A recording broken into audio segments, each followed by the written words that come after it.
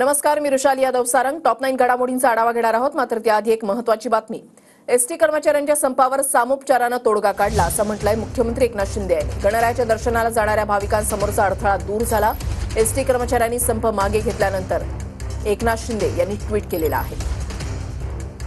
मुख्यमंत्री एकनाथ शिंदे यांनी नेमकं काय ट्विट केलंय पाहूयात. एसटी कर्मचाऱ्यांच्या संपावर काल आम्ही सामोपचारानं सर्व सहमत होईल असा तोडगा काढला.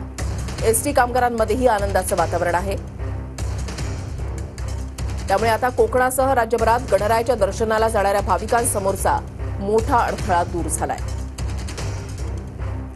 आपल्या या लाल परीमधूनही काही गणपती बाप्पा घरामध्ये येतात.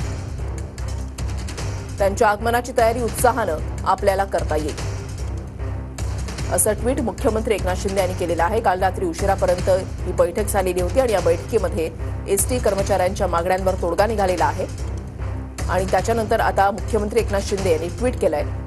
एसटी कर्मचाऱ्यांनी संप मागे घेतल्यानंतर आता शिंदेंनी सकाळी ट्विट केलं आणि आज सकाळपासूनच राज्यातल्या वेगवेगळ्या भागामध्ये एसटी स्टँडवर एसटी आता धावताना दिसल्या. त्यामुळे प्रवाशांची होणारी गैरसोय जी आहे ती आता दूर झाली आहे.